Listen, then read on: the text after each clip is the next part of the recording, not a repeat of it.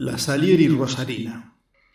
Mabel Moria Sola fue una mujer excepcional en muchos sentidos y aspectos, pero una característica marcó cada paso, cada emprendimiento, cada desarrollo en su vida: la imposibilidad de la concreción final y completa de sus objetivos, proyectos o iniciativas, que fueron muchas y de todo tipo, lo cual ya la convierte en un caso muy especial.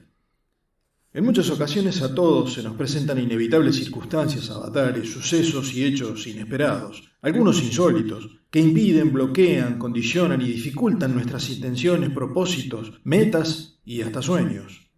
A veces podemos sortear o superar los obstáculos y alcanzar los logros pretendidos, y otras, desgraciadamente, no es suficiente nuestro empeño, esfuerzo, tesón y sacrificio, y caemos en la frustración, la desesperanza, en ocasiones la desesperación y la tristeza por la inalcanzada finalidad y los resultados negativos.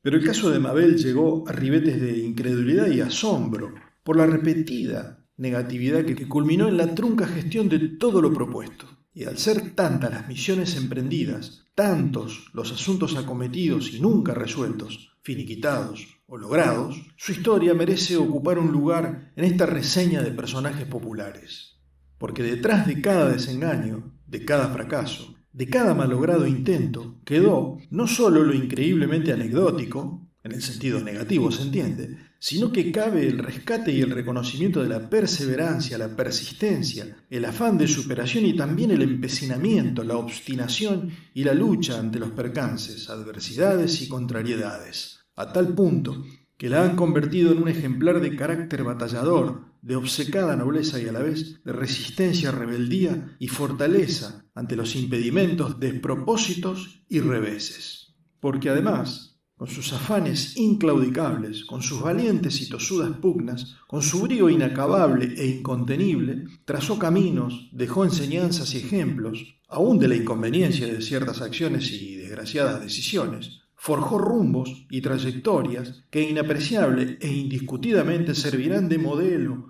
y arquetipo de la mujer resuelta, indomable, inquebrantable, batalladoramente indómita y corajudamente combativa ante los inexorables contratiempos de la vida. Cierto es también, y cabe remarcarlo, que muchos de sus fallos, y al cabo decepciones, fueron por su exclusiva culpa y cargo, errores, algunos no forzados, utilizando la metáfora tenística, desaciertos, despistes y dislates, disparates también, y absurdas burradas, osadas equivocaciones y funestas decisiones. Pero hubo también circunstancias inopinadamente adversas, inéditos contextos inapropiados e insólitas situaciones desfavorables que parecieron ir confabulándose para incurrir en los sucesivos fracasos, como si un designio divino, un karma preestablecido o un destino hostil para aquellos creyentes de tales concepciones conspirasen permanente y a veces inconcebiblemente contra sus impulsos y afanes. Mabel Moria llegó al mundo en el Hospital Español de Sarmiento y Gaboto de la zona sur de Rosario un 1 de enero, pasados 3 minutos de la hora cero, o sea del comienzo del año. Y como es costumbre y usual, se destaca el hecho públicamente, algo que en ese preciso momento sus atribulados padres, Juan y Elena, y toda la familia, obviamente, celebraron alborozados sumando felicidad al saludable nacimiento de la niña. No obstante, y de forma inédita y absolutamente extraordinaria, ese año, en la misma ciudad, se produjeron otros 2 nacimientos cercanos a la citada hora. Otra niña de nombre Cecilia nació pasados 2 minutos después de la medianoche en el sanatorio Mapasi de Boulevard Oroño y Ceballos, y un varón, a quien los padres de apellido Rivera, en un alarde de oportunismo y picardía llamaron con el nombre de Primo, asomó su anatomía exactamente a la hora cero en el Hospital Roque Sáenz Peña, también de la zona sur de Rosario, noticia que conmovió y asombró a toda la sociedad, acaparando no solo el comentario y destaque general, sino también, como era previsible, notas y entrevistas de todos los medios de prensa y difusión, dejando a las otras 2 criaturas en un postergado y casi relegado, más allá de la citación de lo excepcional de los sucesos, en un segundo y hasta tercer plano. Cabe destacar que en un primer momento quedaron dudas de la exactitud horaria de la medición del nacimiento de Primo Rivera en el nosocomio de calle La Prida y avenida del Rosario, ya que el reloj de la sala de partos no funcionaba desde el año 1939. No obstante, los registros fueron refrendados por el médico obstetra, un peruano de nombre Aldair Cuevas Castillo, y las enfermeras Clara Sarasa y Ramona Salmudio, que atendieron el parto, dándose por válidos y confirmados por el director de aquel entonces, el doctor Moisés Bobrovsky. La vida de Mabel comenzaba entonces relegada y casi podría decirse excluida de lo que aparentaba ser un alumbramiento famoso, aunque no por las citadas circunstancias menos celebrado, cabe resaltar, ya que la familia Sola, el apellido así sin tilde y pronunciación grave, no aguda, como suele ser más común, festejó como correspondía al nacimiento, superado el desencanto inicial.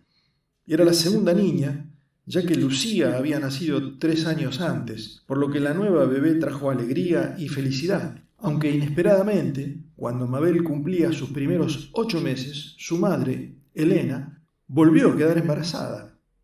Fue un descuido, argumentaría, en un brutal sincericidio, si bien no era como hoy la trascendencia y condena social de tales expresiones en aquellos tiempos. Así fue que en poco tiempo llegó a la familia un tercer componente, varón, que bautizado como Ernesto Juan, fue recibido con júbilo y algarabía por tratarse del primer hombrecito que perpetuaría el apellido y al que no tardaron en apodarlo con el apócope de Tito, ya que el nombre elegido resultaba algo incómodo para un bebé. Mabel, entonces, pasó de bebé casi célebre y estrella a ser la del medio, como suele expresarse a veces peyorativamente, acotándose en cierta forma su protagonismo familiar. Además, y como es usual, comenzó a recibir las prendas y calzados de su hermana mayor. Los Sola, si bien no vivían precariamente, tampoco nadaban en la abundancia. Juan era empleado bancario, pero con muy buenas perspectivas laborales a futuro. Con lo que las ocasiones de estreno de vestimenta de la pequeña Mabel se ceñían a regalos ocasionales en sus cumpleaños o fiestas alegóricas por parte del resto de la familia y amigos. Algo similar ocurría con los juguetes, que también heredaba de la primogénita, los que quedaban en pasable estado después de su uso, quedando las novedades para la mayorcita, pero sobre todo para el mimado de la familia, cabe reconocerlo, el gurrumín Tito. Mabel transcurrió su infancia en un disimulado pero triste segundo plano. De todas maneras, no puede decirse que fue criada en desamor o apartada, todo lo contrario. Recibió el amor de toda la familia, solo que las circunstancias, en ocasiones, llevaban a actitudes inconscientes desde ya, y situaciones de indisimulables diferencias que la niña, aún a corta edad, en cierta forma percibía. Asimismo, la relación con sus hermanos puede catalogarse como normal, con los berrinches, disputas y peleas propias y comunes en esas edades. Nunca hubo por parte de la mayor, Lucía, ningún gesto o manifestación de desmedro, desprecio o menoscabo, y su infancia se desarrolló más o menos normalmente. Llegada a la edad escolar y siguiendo los pasos de su hermana mayor, en realidad aprovechando las circunstancias ya que la accesibilidad a tales instituciones de prestigio eran difíciles de conseguir, Mabel ingresó al Colegio de la Misericordia de Rosario, de calle Oroño al 900, en el primero inicial A. En aquel entonces era una especie de preescolar, siendo el primero superior el actual primer grado, dado los cambios en los programas educativos. Mabel con sus 5 añitos era menudita, chiquita, de grandes y hermosos ojos almendrados, naricita respingona y boca perfecta, y con el cabello castaño claro casi rubio que su madre arreglaba con raya al medio y 2 simpáticas colitas en los laterales. Así, con su uniforme de pollerita verde, cuadrillé, camisa blanca y corbata roja, parecía una muñequita preciosa y graciosa. Y dada su diminuta estatura la ubicaron en el primer lugar de la fila, lo que la hacía resaltar aún más, para beneplácito propio de la mocosa y de su orgullosa familia en aquella formación del primer día de clases. No obstante, dicha encantadora situación duró muy poco, ya que al tercer día de clases trajeron a una niña pequeñita, muy bonita, y con una discapacidad motriz que la obligaba a usar unas pequeñas muletas metálicas que sostenían sus débiles bracitos, y que por esa condición, por porte y necesidad de asistencia, pasó a ocupar el primer lugar de la fila, obligando a Mabel a pasar atrás. Así, María Pía Zapupo, que era como se llamaba la niñita discapacitada, quedó adelante, atrayendo y llamando la atención y compasión de todos. Mabel volvía a quedar en segundo lugar hasta en ese detalle, insólito e inesperado. Por supuesto que esa situación se mantuvo durante todo el ciclo primario en el que Mabel se destacaba no solo por su conducta y aplicación, sino por las excelentes notas y performance en todas las materias que premiaban su rendimiento óptimo. En ese grupo de eximias estudiantes se encontraba también la citada María Pía, que compensaba con inteligencia y aplicación sus otras falencias, y otras 2 alumnas, Susana Patricia Peralta y Etelvina María de las Mercedes Astengo. Para los rosarinos, conocedores de la historia y la prosapia de la ciudad, ese último apellido sonará familiar, y efectivamente, Etelvina pertenecía a una de las familias de Abolengo de Rosario, los Astengo, los de la famosa fundación y el teatro de la calle Mitre en pleno centro rosarino, la más reconocida de las múltiples propiedades de la ilustre familia. La otra niña citada, Susana Peralta, era nieta del en ese entonces comandante del tercer cuerpo del ejército, teniente general Jorge Miguel Peralta, predecesor en el cargo del recordado teniente general Sánchez, que resultaría asesinado en un atentado con bomba años después por la agrupación política Montoneros en épocas convulsas de la sociedad argentina.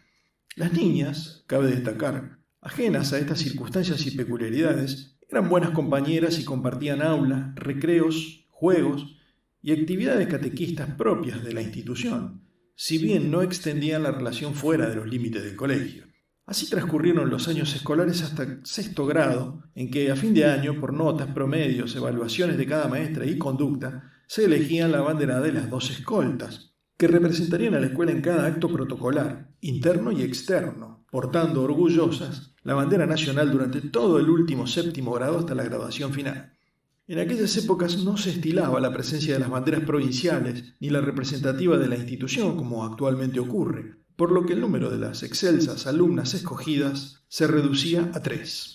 Indudablemente por calificaciones y concepto, Mabel reunía las mejores consideraciones y el mérito, ocupando indiscutidamente el primer puesto del trío a designar. Sin embargo, en un suceso que nunca quedó debidamente aclarado, unas semanas antes de la entrega de notas, la directora del establecimiento, la señora Camila Trota de Canto, tomó en forma personal e inesperada, sin previo aviso, intempestiva y podría decirse coercitivamente, un examen de tipo general con base de lenguaje y matemática como última evaluación del año de los sextos grados A y B.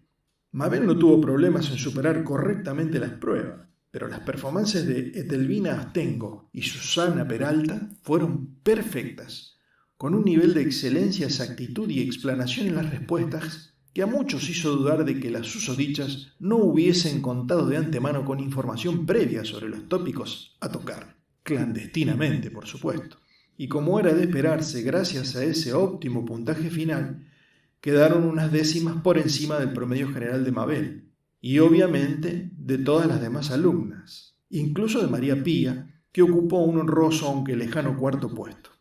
No obstante, en el momento de la decisión final y como premio a su esfuerzo y superación dada su disminuida condición, la niña discapacitada fue elegida como segunda escolta, detrás de la primera, Etelvina Astengo, y de la abanderada, Susana Peralta. Esta última para beneplácito, orgullo y agradecimiento, algunas malas lenguas sospecharon de una intervención autoritaria e innegable para las autoridades escolares del abuelo castrense, el teniente general Peralta.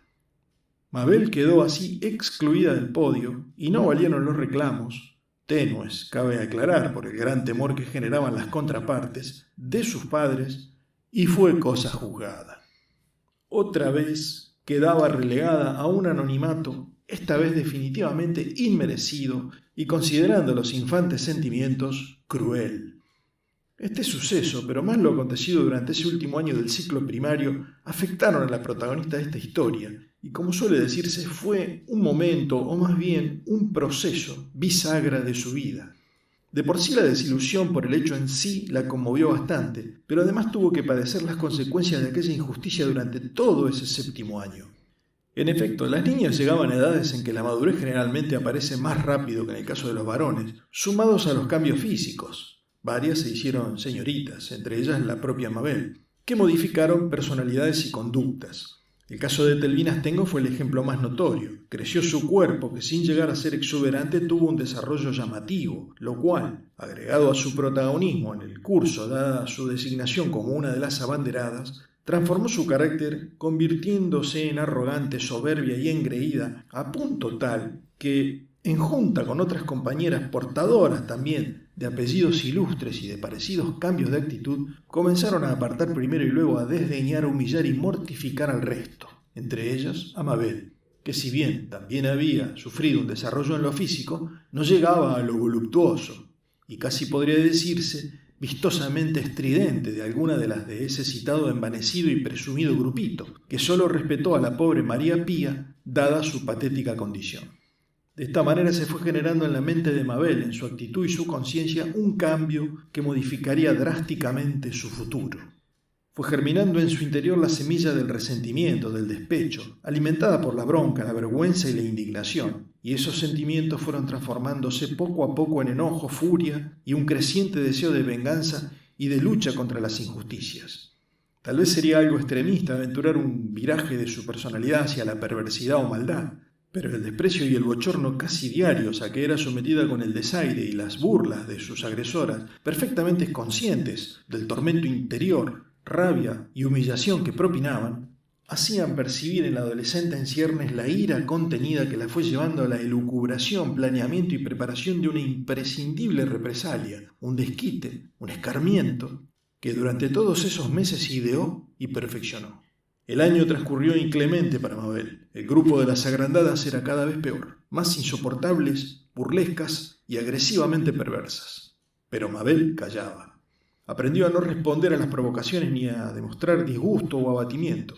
Trataba de aparentar indiferencia, disimular su dolor y dedicarse de lleno al estudio, que dicho sea de paso, no solo no le significaba un obstáculo ni inconvenientes, sino que seguía estando entre las mejores y, sin exagerar, era la mejor estudiante del curso en todas las asignaturas. Culminó entonces el 7º año que Mabel aprobó con creces y recibió el boletín de calificaciones, uno de los mejores, que mostró orgullosa y satisfecha a toda su familia. Y llegó el acto de colación de grados.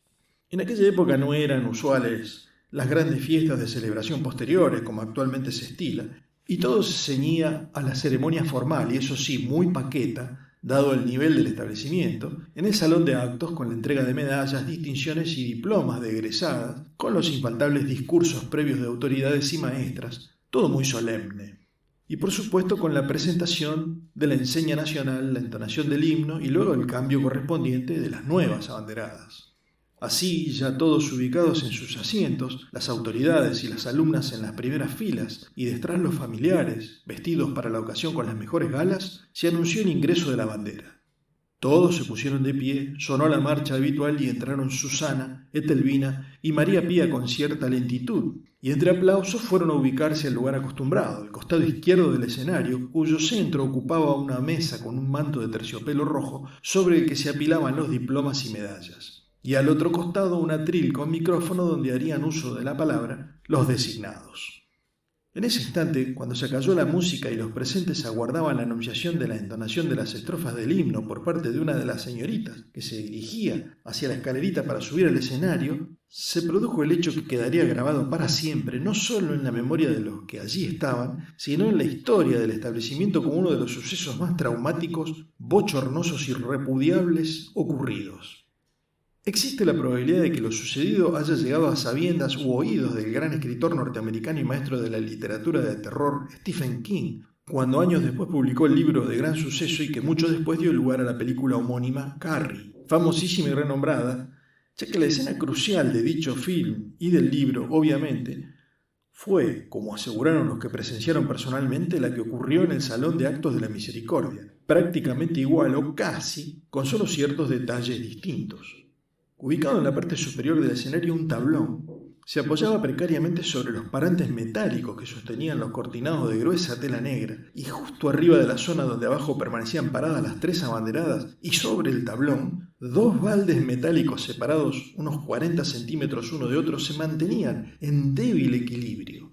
De una de las partes laterales del tablón, sujeta a la cabeza de un clavo que sobresalía, un sedal de los de tipo de pesca bajaba casi invisible hacia la zona de las sillas donde estaban sentadas las alumnas. En el momento citado, el sedal se tensó, desequilibró la estructura, el tablón se inclinó y cayeron los baldes que volcaron su contenido, excremento humano evidentemente mezclado con agua para hacerlo bien líquido, sobre las 3 chicas que recibieron toda la pestilente y desagradable carga. Las sorprendidas alumnas en el primer instante y aterradas y desesperadas después, recibieron encima una gran cantidad de, si se me permite la expresión que grafica la situación, mierda. Hubo primero un silencio solo quebrado por el ruido metálico de los baldes ya vacíos golpeando sobre las tablas del escenario y el sonido del chapuzón, del líquido apestoso, y entonces se desató el caos. Las 3 chicas bañadas en excremento gritaban y chillaban asustadas. María Pía había perdido el equilibrio y estaba caída en un gran charco de mierda, al lado de la bandera toda enchastrada.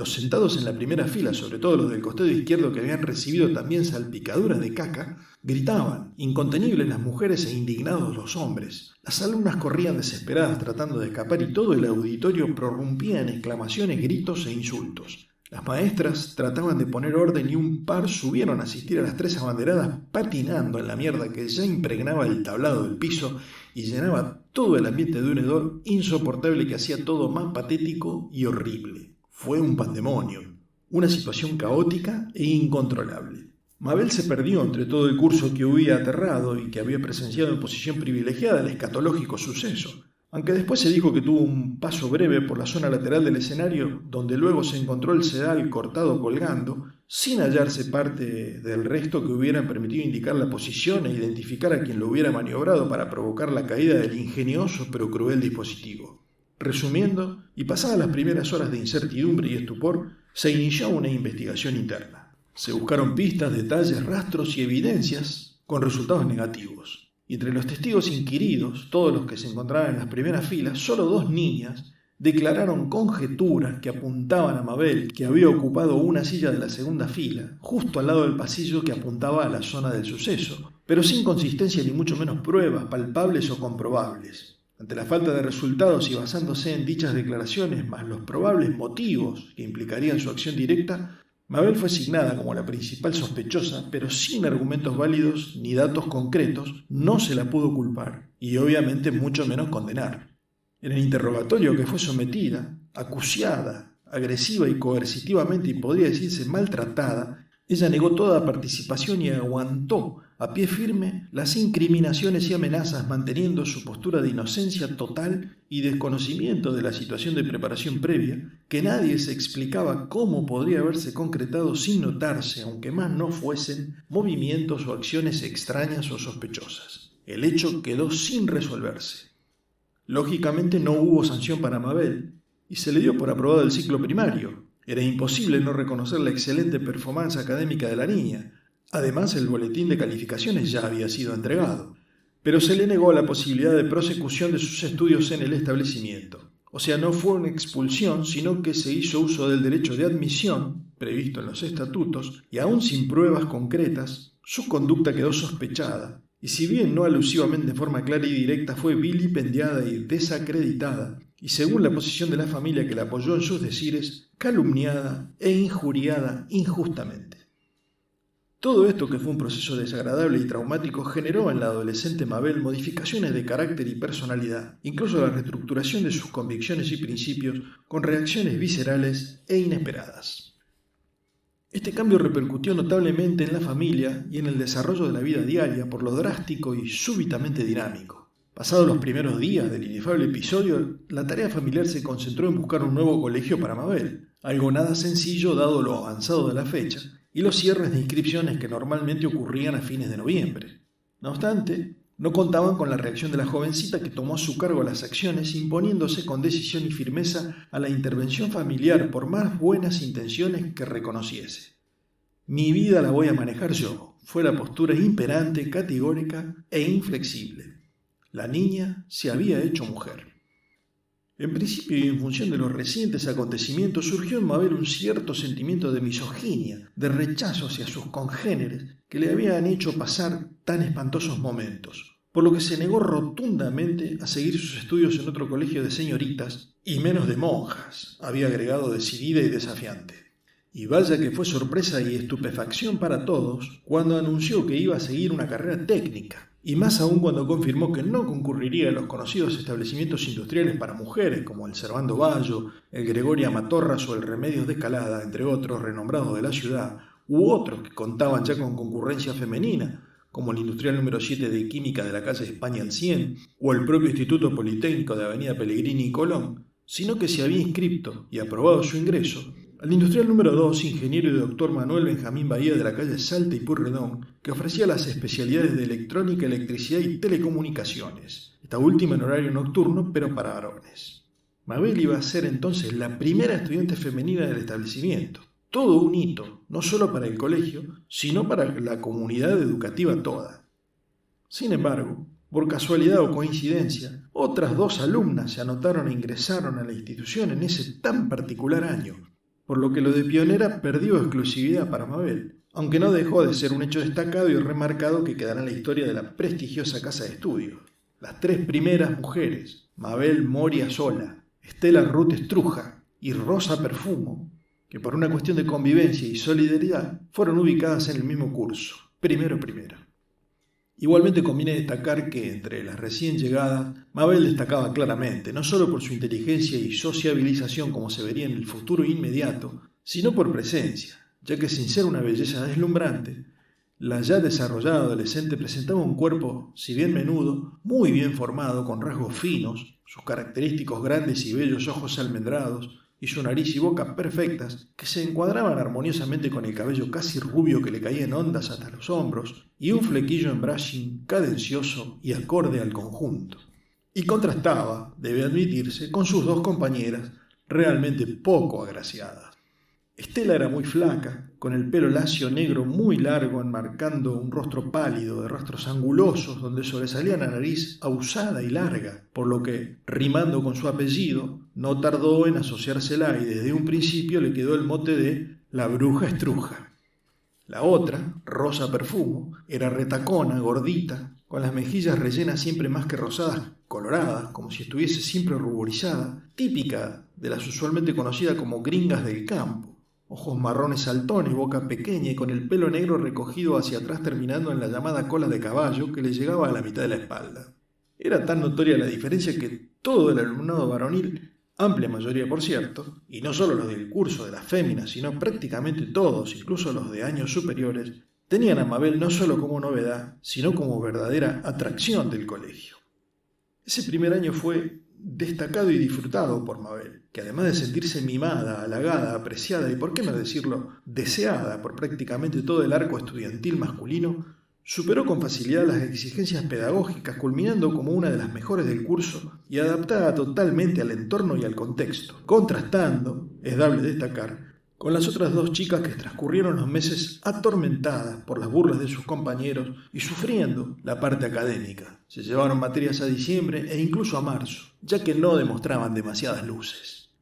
La carrera secundaria continuaba y todas las circunstancias descritas, más todo el pasado, no olvidado, en la primaria, fueron afectando y cambiando no solo la actitud de Mabel como respuesta a las nuevas exigencias y tan disímil ámbito, sino que su personalidad se fue amoldando, modificando y alterando de forma radical, incluyendo la entrada a la etapa propia de la rebeldía juvenil, que, en su caso, derivó a la sublevación y la insubordinación a lo formal, al orden establecido, al sistema en sí, y a la estructuración que en esa edad generalmente se manifiesta, considerándoselos obsoletos, arcaicos y represivos, pero que en ella tomó ribetes de protagonismo serio y activo, directo y combativo, contestatario y polémico. Mabel se hizo militante. El segundo año lo comenzó decididamente desafiante, con sus hormonas incipientemente bullentes que hacían pronosticar una no muy lejana explosión, y con cambios físicos que se empeñó en no ocultar, todo lo contrario. Sus viejas colitas de niña y su ondulado peinado inicial dieron paso a una melena ruluda, informal e impertinentemente desordenada, y con accesorios en su vestimenta que, si bien respetaban las normas básicas adaptadas del colegio, expresaban un individualismo insurgente e inocultablemente provocador, que la distinguía de la mediocridad general casi sumisa y respetuosa de las formas. No tardó en inmiscuirse primero para luego formar parte activa del centro de estudiantes, donde fue rápida y jubilosamente recibida, no solo por tratarse de la única mujer, sino por sus actitudes turbulentamente agitadoras e incitadoras a la oposición a lo circunspectamente oficial y establecido en defensa de los derechos del alumnado. Mostraba un desparpajo insolente y cierta desfachatez, aunque sin caer en lo vulgar, y pronto todos advirtieron que estaban en presencia de una futura líder. Los años pasaban y, teniendo siempre por premisa no descuidar sus estudios, que gracias a su inteligencia y perseverancia superaba sin inconvenientes, seguía avanzando en el afianzamiento en su nuevo puesto combativo dentro de la agrupación estudiantil, donde sus virtudes iban siendo no solo reconocidas sino valoradas y requeridas. Era provocativa sin llegar a la insolencia, altanera sin llegar a la arrogancia, incisiva sin llegar a lo extremista, debatía con enjundia y pasión, promovía conquistas para sus pares y la lucha permanente por mejorar el sistema educativo, y su voz se hacía oír cada vez más en las reuniones, mitines, asambleas y debates. Tal vez podría habérsela tildado de utópica, pero sus ideales eran nobles, sus principios justicieros y sus argumentos inapelables, por lo que en cuarto año pasó a formar parte de la comisión directiva del centro. Toda una novedad en un ámbito que había sido siempre machista y patriarcal. Mabel se iba convirtiendo poco a poco en una mujer independiente, segura de sí misma, inteligente, sostenida por sus convicciones e ideas, y cierto aire indómito e indócil que la hacían aún más cautivadora y fascinante. No obstante, no trasladaba su temperamento y liderazgo a la vida escolar diaria, donde era apreciada por ser solidaria, buena compañera y destacaba con naturalidad y soltura, sin despertar recelos, envidias o resentimientos, al igual que cultivaba una buena relación con profesores y autoridades, aún ante enfrentamientos por reclamos y problemas educativos o de infraestructura. Era, como se le empezó a reconocer en todo el contexto escolar, una mina piola. Por otra parte, toda esta actividad se dio en una etapa particularmente conflictiva de la política, no solo estudiantil, sino del país. Una época de levantamientos sociales, disturbios, crisis generalizada, asambleas populares, marchas y actos masivos, no exentos de violencia, en medio de una agitación social palpable y evidente. Eran tiempos de aparición de grupos que se lanzaban a la lucha armada, belicosos y peligrosos, que marcarían a fuego años complicados y hostiles del país. Y al poco tiempo, la respuesta de las fuerzas policiales primero ante los atentados, secuestros y asesinatos, y luego la intervención militar a través del ejército y también, ominosamente, el surgimiento de fuerzas parapoliciales del Estado, clandestinas, brutales, inescrupulosas y obviamente sin respeto a leyes ni derechos ciudadanos. En suma, un caos, desde todo punto de vista. Prácticamente una guerra, nunca declarada ni reconocida. Desde su puesto de militante juvenil, Mabel no dudó en participar activamente en cada situación en que tuvo oportunidad, incluso asumiendo riesgos y peligros, asambleas, algunas callejeras, marchas, pegatina de carteles, repartición de volantes alusivos a la defensa ciudadana y contra la represión de las fuerzas policiales y paramilitares en el inicio de una etapa oscura, nefasta y trágica para la nación.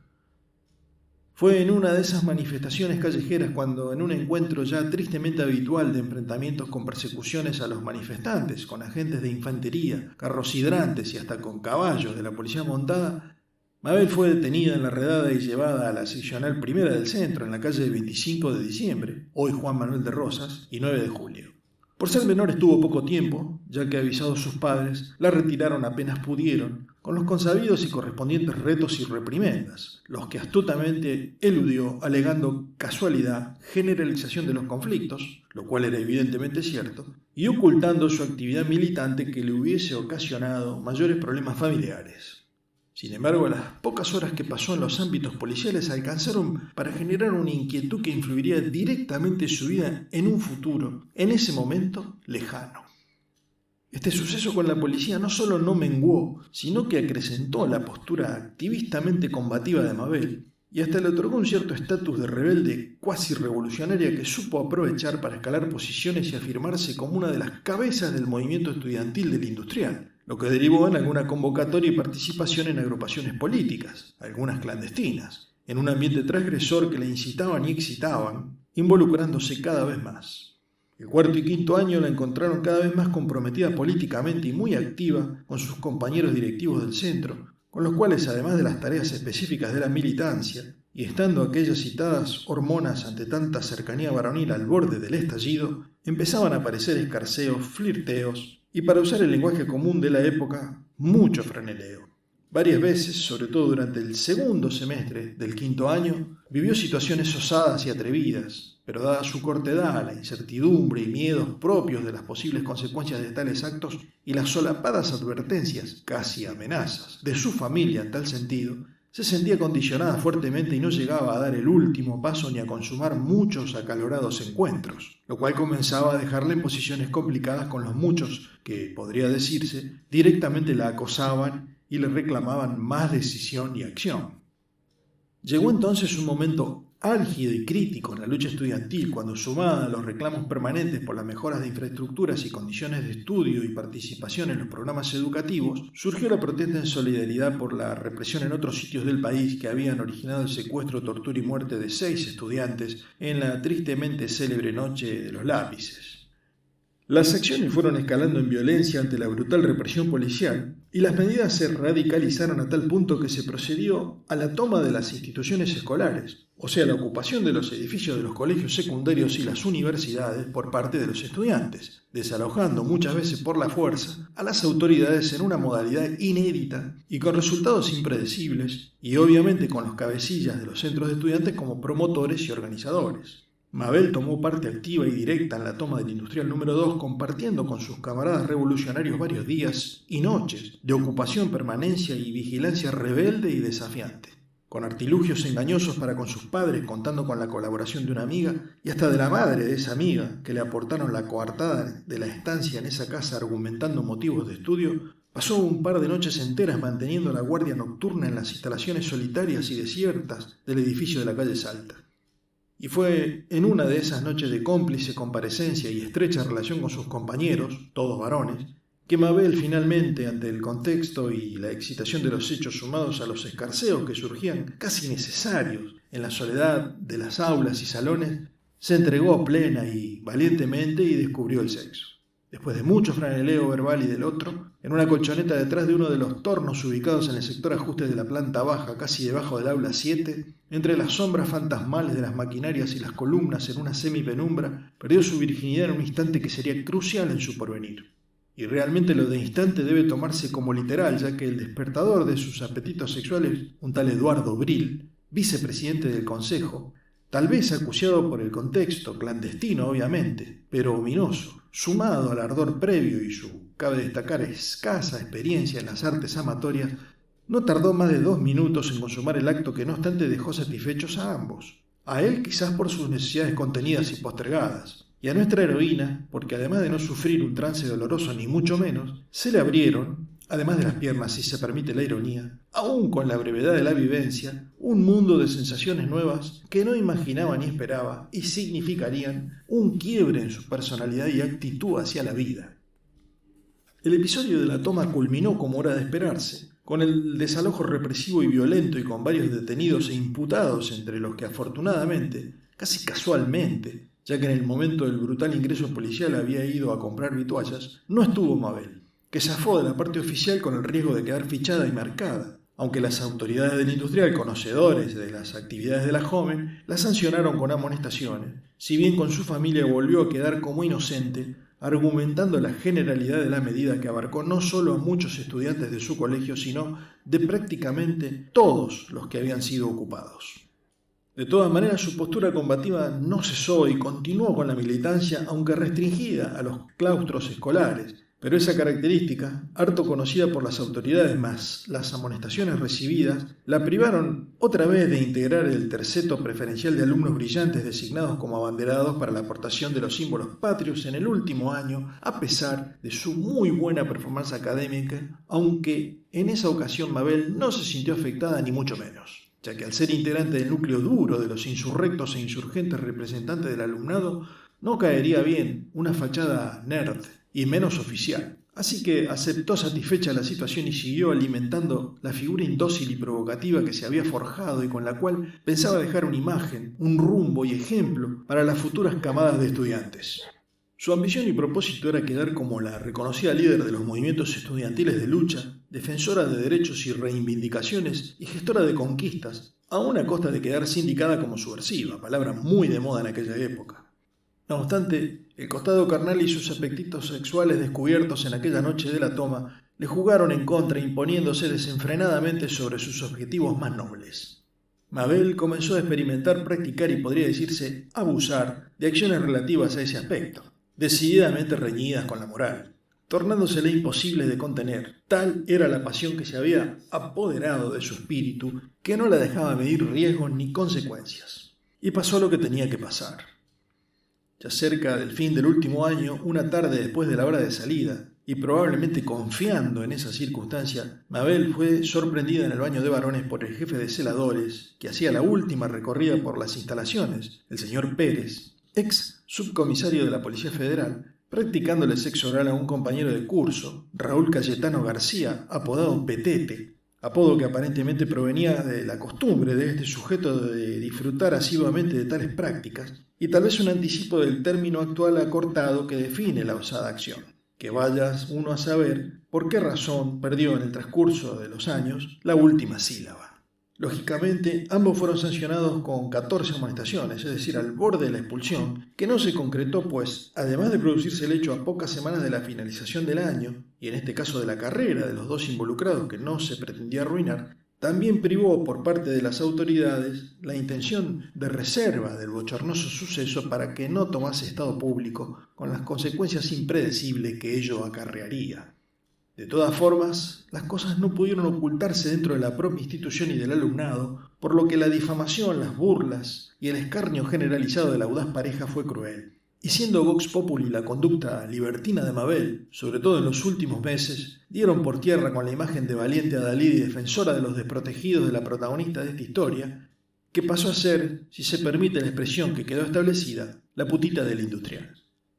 Petete García no sufrió tanto el desprestigio, aunque quedó señalado y reconocido como un pajero pelotudo, por dejarse atrapar en el censurable acto, sumado a su manifiesta, repetida y conocida promiscuidad, permaneciendo aún virgen en el sentido carnal de la palabra. A Mabel toda la situación la afectó profundamente, incrementando su odio visceral hacia las autoridades y el sistema, pero también generando un rechazo y resentimiento hacia la reacción de sus compañeros, a quienes acusaba de un machismo arcaico, cobarde y traidor. Llegó así el final de la carrera de Mabel, recibiéndose de técnico, o técnica, se obligaría a decir actualmente con las coercitivas políticas de género, en electrónica, hecho trascendente y destacado no solo por el propio establecimiento, sino para la comunidad educativa rosarina. Ella y Estela Estruja, la gordita Perfumo se había quedado de año en cuarto, por lo que se recibió más tarde, fueron las primeras mujeres egresadas del industrial. Aunque aquel suceso impúdico del baño de varones, si bien no desmereció el logro, empañó de alguna manera la salida de Mabel, que no pudo ser con todos los honores. Su familia también festejó, pero el acaecido escándalo había dejado huellas, sobre todo en su padre, ya que esa vez Mabel no había podido encontrar excusas ni argumentos para justificar sus deleznables actos, y más aún su postura había sido desafiante y transgresora, a tal punto que don Juan conminó a su hija a seguir una carrera universitaria o, de lo contrario, a buscarse un trabajo, ya que según sus propias y oportunas palabras, yo no voy a mantener a pendejitas vaguitas retobadas. Así fue que Mabel se inscribió en la Universidad Tecnológica Nacional, Facultad Regional Rosario de la calle Ceballos y Entre Ríos, para seguir la carrera de Ingeniería Eléctrica, ya que su especialidad electrónica solo se impartía en la Universidad Nacional, en la famosa Siberia, pero según aclaró con sus propias palabras, yo voy a ir a estudiar con los laburantes, no con los pitucos nenes de mamá, aludiendo al carácter reconocido de la UTN de albergar en sus clases nocturnas a estudiantes que de día trabajaban y no podían concurrir a la Nacional, donde los horarios eran diurnos y mucho menos flexibles. La Tecnológica era, además, la casa de estudios fundada por el general Juan Perón, a quien muchos identificaban con el pueblo, o al menos con cierta cultura popular. Mabel entonces, además de las clases, comenzó a moverse en horarios nocturnos con toda la implicancia que ello conllevaba. Empezaba otra etapa en su vida. Como comprobó desde un principio, el devenir universitario era mucho más exigente y de mayor nivel académico, y Mabel comenzó a sentirse agobiada por tantos requerimientos, y más cuando apenas a 2 meses del inicio de clases ya militaba en una de las agrupaciones políticas del claustro que en ese momento dominaba la escena y el pulso de la Casa de Altos Estudios, la llamada gloriosa JP,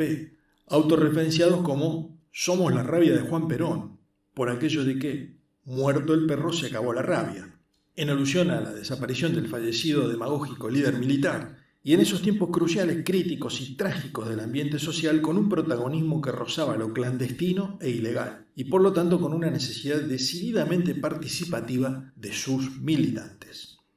A tal punto llegaba la penetración e influencia de dicha agrupación que el aula donde asistía a clases Mabel tenía sobre la puerta de entrada una placa identificatoria de metal, Aula Norma Ester de Arrostito, esposa o pareja del recordado Mario Santucho, líder de la organización subversiva Montoneros, ambos acusados de organizar y perpetrar numerosos atentados con bombas, secuestros extorsivos, ataques a cuarteles militares con una importante cantidad de víctimas fatales, muchos civiles inocentes y hasta niños, y principal protagonista de la guerra contra los militares. en una época muy convulsionada y turbulenta que presagiaba, con razón, un futuro trágico. Mabel fue testigo y parte de debates combativos, reuniones violentas con incitaciones y organización de acciones arriesgadamente agresivas, obviamente ilícitas. Vio a varios alumnos de los ciclos superiores que concurrían a la facultad armados y que incluso en las mismas clases o en los exámenes dejaban sobre la mesa exhibiéndolas provocativa y amenazadoramente pistolas, revólveres y hasta ametralladoras, en una clara demostración del poder y las intenciones que tenían esos grupos, ya no estudiantiles, sino directamente alocados participantes de la guerra que comenzaba a desarrollarse en el país. Ella no solo no se escandalizaba o alarmaba frente a tales acciones, sino que se involucraba cada vez más, temeraria y peligrosamente. Así que ese primer año fue para Mabel más de militancia que de estudio. Faltaba mucho a clases para asistir a reuniones y manifestaciones donde solía dar discursos muy provocadores, encendidos y agresivos, mezclándose con los grupos más radicalizados.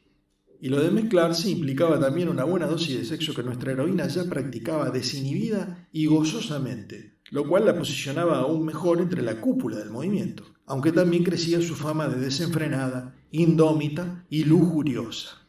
Obviamente toda esa actividad extracurricular, por llamarla de alguna manera, afectó su desempeño educativo y al final de ese año inicial solo pudo aprobar en los exámenes de diciembre Síntesis Cultural 1 y la bocharon en Álgebra y Geometría Analítica y Química 1. En tanto, a duras penas, pudo cumplir y promocionar Análisis Matemático 1 y Física 1, las dos más difíciles, que dejó para tratar de rendirlas en las mesas de marzo. La carrera se le complicaba, y más cuando, después de un verano de reviente, como se le decía en aquella época, a dedicarse casi exclusivamente a la joda, reprobó las 4 citadas materias en los turnos de febrero-marzo. Evidentemente, y dado los magros resultados académicos, se volcó decididamente hacia la política universitaria, sin poder evitar involucrarse en tramas clandestinas de la agrupación, por supuesto, riesgosamente. Un hecho particular se dio a comienzos de ese segundo año lectivo, de incidencia fundamental en su futuro inmediato. Después de tantos encuentros sexuales furtivos y casuales, formó pareja con uno de los capos del movimiento, el renombrado y temible Alberto Panza Moreno, un morochón fornido y retacón que le hacía honor a su apodo por ser portador de la llamada barriga cervecera o chopera, dada su adicción indisimulable a la rubia bebida y obviamente a la buena y abundante comida. El Panza ya había tenido algunos escarceos con Mabel muy ardientes y apasionados, y al fin decidió unir su destino con su ideal de mujer, no solo por lo atractivo de la figura, sino por lo combativa en la defensa de sus ideales, y vale destacar su salvajismo en materia amatoria que lo dejaba más que satisfecho, extenuado y casi exánime, considerando también su precario estado físico, muy distante del de un atleta o un gimnasta. Mabel, por su parte, entendió que así ponía un poco de calma a su performance desordenada y licenciosa en materia sexual, acoplándose, nunca más apropiado el término, con alguien que la satisfacía medianamente en ese aspecto, pero que la entronizaba y adoraba en otros, elevándola en su posición de líder, que al fin, habiendo sido siempre su objetivo y sueño, obtenía a partir de la influencia decisiva del Panza. Se fueron a vivir juntos en el departamento de Pasillo del Panza, por la calle Italia al 2600, en lo que fue inicialmente un idilio, si bien algo pobretón, dado el magro sueldo del Panza que trabajaba como peón de patio en la Municipalidad de Rosario, en el Palacio de los Leones de la Intendencia Rosarina, mientras seguían por la noche con sus actividades proselitistas y activistas en la facultad, y algo en la unidad básica del barrio. Para la familia de Mabel no fue una sorpresa, y si bien hubo lamentos y llantos, sobre todo de su madre y su hermana mayor, fue casi un alivio para todos, ya que aquella tierna y adorable niña de ojos grandes y colitas se había convertido en una mujer díscola, desfachatada, inmanejable e indomable. Y más que nadie, su padre preveía un descarrilamiento inevitable en su vida sobre lo cual nada podían hacer, y preferían no ser testigos tan directos de la conducta indomable de la nena. El segundo año de estudios para Mabel fue decididamente malo. Volvió a reprobar materias en julio, lo cual le complicaba por correlatividad las que estaba cursando, se podía decir a medias, ya que a esa altura del año no cumplimentaba el 75% necesario de asistencia y trabajos prácticos como para poder promocionar, así que definitivamente caía en picada. No obstante, el brutal, aunque previsible golpe militar ya afianzado en el poder, comenzaba a ejercer traumáticas consecuencias en la vida de toda la sociedad y mucho más aún en los sectores politizados, estudiantiles, obreros y obviamente de los partidos políticos. Los siniestros personajes que tomaron el mando del país comenzaron a ejercer una brutal represión con el avasallamiento total de los derechos constitucionales e individuales. Había allanamientos ilegales, persecuciones intempestivas, detenciones injustificadas, redadas masivas para averiguación de antecedentes, un eufemismo de lo que eran realmente secuestros para controlar el accionar de los subversivos, como se llamaba a todos los activistas y militantes, y en general a los que pensaban distinto, o simplemente se atrevían a pensar y desafiar la barbarie militar y paramilitar que los milicos justificaban,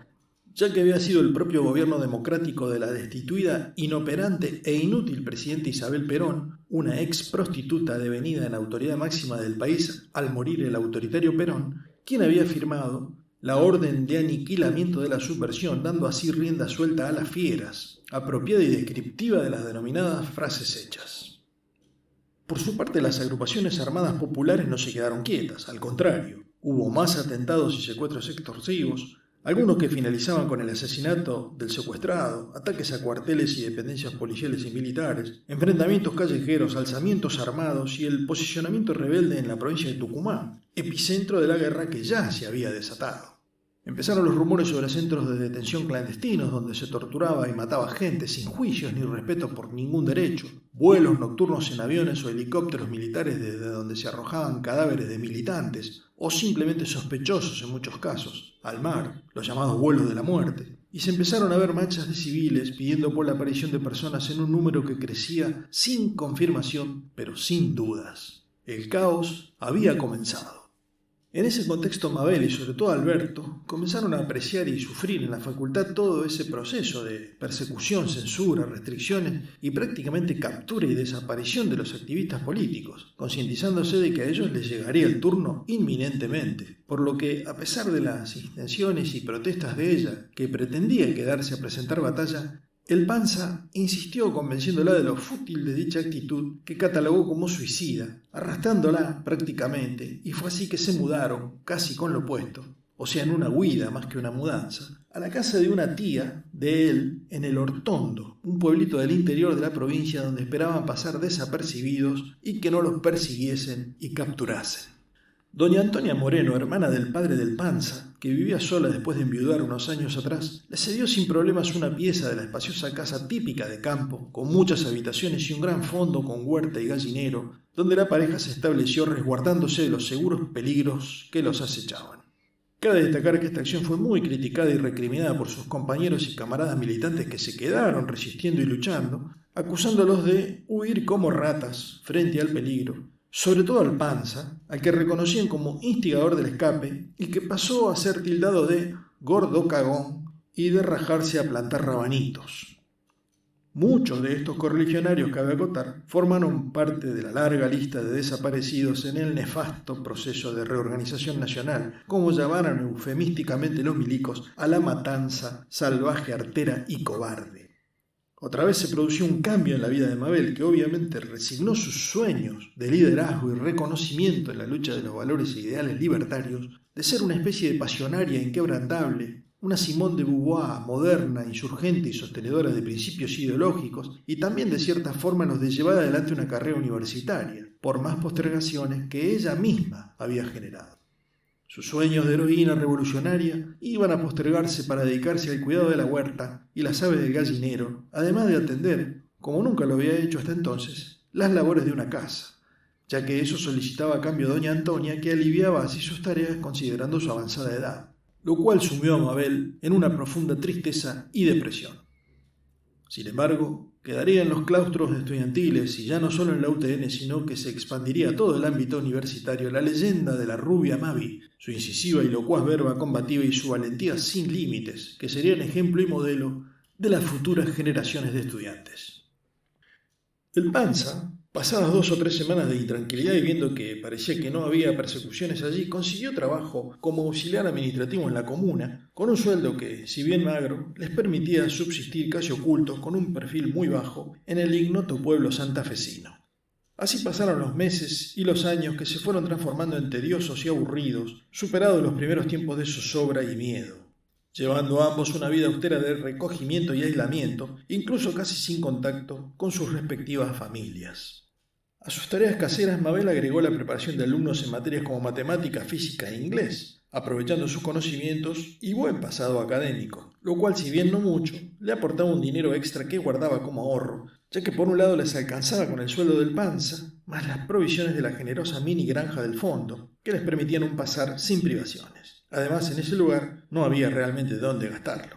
La pareja Sola-Moreno, tan impetuosa y ardorosa en sus principios, fue desgastándose poco a poco entre la rutina y la falta de estímulos. Para colmo, la naturaleza, la biología, o para los creyentes algún designio o castigo divino, les negó la posibilidad de hijos. Mabel había nacido con un defecto congénito que le impedía la gestación, con lo que la relación se fue marchitando lenta, paulatina e inexorablemente. Con los años los milicos terminaron cayendo, sobre todo después de la locura de la Guerra de Malvinas, un delirio que no fue tal, solo una maniobra para desviar la atención de los inmensos negociados, estafas y desfalcos que estaban llevando a cabo, o sea que al fin y al cabo fueron, además de cobardes asesinos, ya que ningún alto mando fue a las islas y se rindieron cuando se vieron en un mínimo peligro, delincuentes comunes, ladrones que hundieron al país y dieron inicio al drama de la deuda externa que antes de ellos no existía y que nos hipotecó para siempre. Escribieron la página más negra de nuestra historia y desgraciadamente con muchos soldados inocentes caídos, más los que volvieron afectados por la monstruosidad de toda guerra, en este caso la interna, civil, y la externa, con Gran Bretaña. Hubo juicio y castigo con Alfonsín y la comisión, pero quedaron sin condena, gracias a la ley de punto final y obediencia debida, una obra maestra de terror y estafa social, perpetrada por el citado Alfonsín y sobre todo por el nefasto Menem, otro impresentable que avergonzó al país y su historia con su presidencia. Muchos asesinos y homicidas de uno y otro bando que cometieron barbaridades y atrocidades durante todo ese periodo fatal, dejando abierta y sin cerrar totalmente una herida en el corazón de la patria que aún persiste.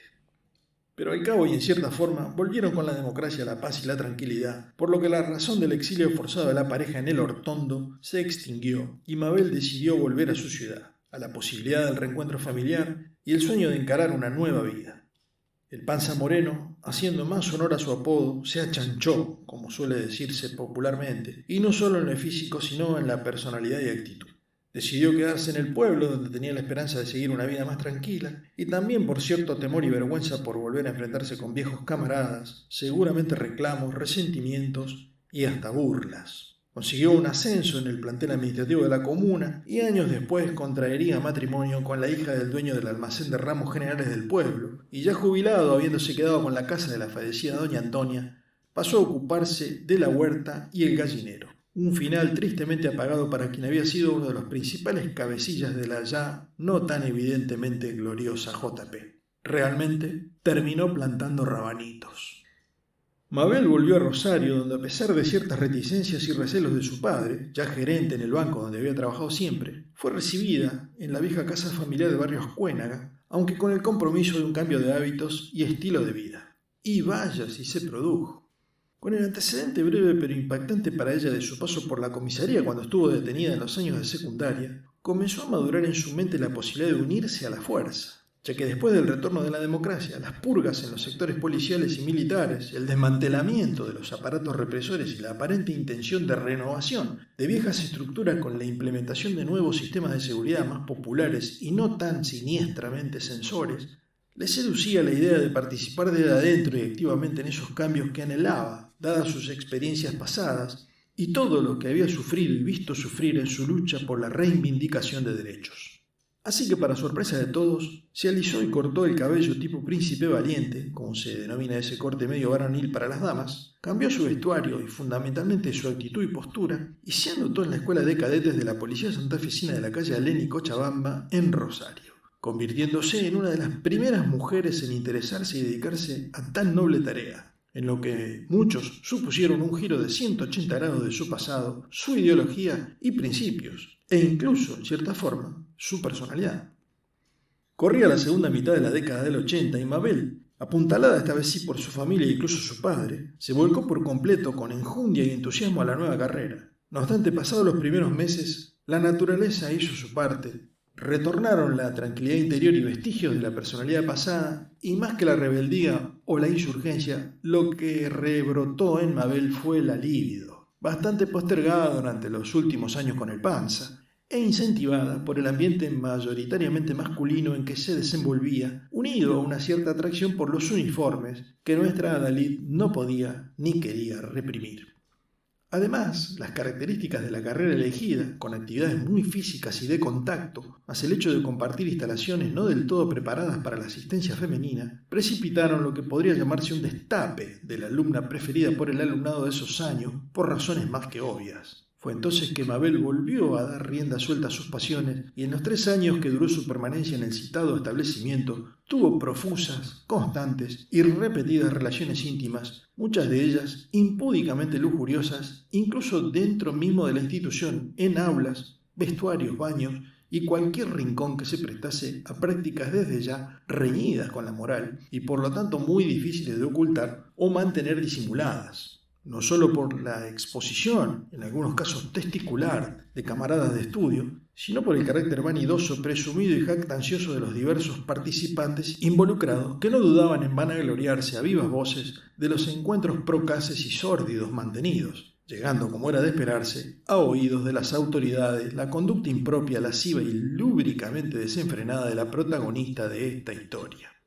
Esto le costó no solo en ese primer año, sino a lo largo de su carrera y a pesar de sus buenas performances académicas, un cierto relegamiento a la hora de la calificación y el reconocimiento, y más en esos ámbitos castrenses donde la moral y las buenas costumbres ocupan un lugar preponderante en la consideración y evaluación, siendo directamente apartada del destaque público y mediático, aun a costa de los significados y réditos propagandísticos que se hubiesen obtenido de la presencia femenina en la fuerza. Sin embargo, lejos de desalentarla o deprimirla, y cumplidos los niveles básicos del curso, se inscribió y desarrolló con éxito las exigencias como policía motorizada.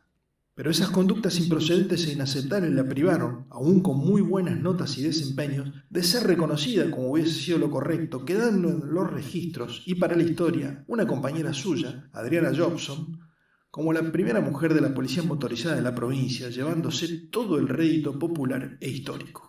Mabel, esta vez por sus propios y conscientes actos, volvía a quedar atrás, aun cuando internamente en la institución, que quedó salvaguardada de probables y muy posibles difamaciones y chusmeríos que hubiesen ocasionado descréditos y hasta copiosas burlas, se reconocieron sus dotes, capacidades y méritos, otorgándosele el título, placa y medalla correspondientes en una ceremonia interna con la sola presencia de su familia, además obviamente de todos sus más que agradecidos y complacidos compañeros de curso.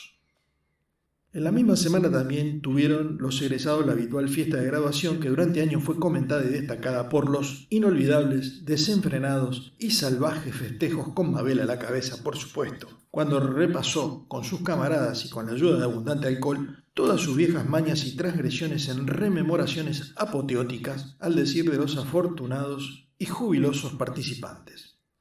Mabel se desempeñó muchos años en su función cumpliendo los requerimientos oficiales con cierto recelo y desconfianza de sus jefaturas, pero sí con el apoyo incondicional de sus compañeros del cuerpo que valoraron, estimaron y gozaron de su permanente buena predisposición y dedicación al trabajo y todas las implicancias imaginables dados sus antecedentes que conviene resaltar, honró con creces. El paso de Mabel por la fuerza fue, podría decirse, normal y correcto. No tuvo sanciones, observaciones, y mucho menos sumarios ni ningún tipo de inconvenientes. Pero para ella fue una decepción. Sus sueños de transformar ese brazo armado que tendría que cuidar y proteger a la sociedad en un modelo de autoridad con justicia y equidad, sin excesos ni abusos, se truncaron en muy poco tiempo, cuando comprobó y experimentó en carne propia que se incorporaba a una estructura ya sólidamente establecida de códigos básicamente corruptos y mecanismos internos de poder arraigados con contubernios, arreglos espurios, acciones inmorales y poco éticas, conspiraciones, entramados con el poder político y con el sistema judicial, también contaminados y corruptos, con niveles de degradación, chanchullos y bajezas de todo tipo en todos los estratos, desde los cuadros inferiores hasta los más altos mandos.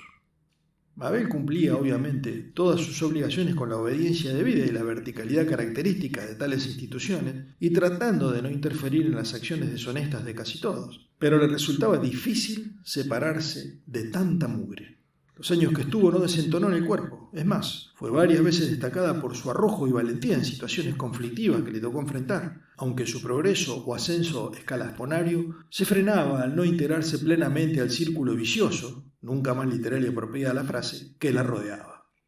Y cuando ya cercano el nuevo siglo, a toda esta podredumbre de inmoralidad y corruptela se sumó la aparición de grupos narcos, introducidos por los altos poderes políticos y facilitados por los cada vez más numerosos accesos fluviales por los puertos sojeros que comenzaban a florecer como hongos en la costa del Paraná al norte del Gran Rosario, con el aporte no solo de los capitales extranjeros que procuraban la exportación del cereal, sino de los propios imperios del narcotráfico que empezaban a hacer bien el país y encontraban así una puerta de entrada para sus mortíferos productos, Mabel tuvo la inteligencia y la agudeza de anticiparse a lo que vendría y pidió la baja, que le fue otorgada sin dilaciones, ya que al no formar parte de las runflas delictivas, molestaba más que otra cosa. De todos modos, lo suyo no quedó en el anonimato ni en el olvido, ya que su trayectoria fue reconocida, rememorada y melancólicamente extrañada, sobre todo por sus ex compañeros de innumerables situaciones, ocasionales guardias nocturnas, largas noches en las seccionales, tediosas vigilancias de objetivos predeterminados en días y noches de íntimas relaciones de todo tipo y tantas otras más.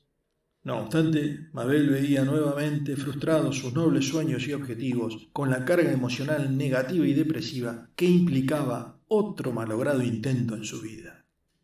Pero Mabel Moria, sola, no era mujer de darse por vencida. Así, tras un cierto tiempo que podría considerarse como de duelo, comenzó en su vida una etapa que podría definirse como ecléctica.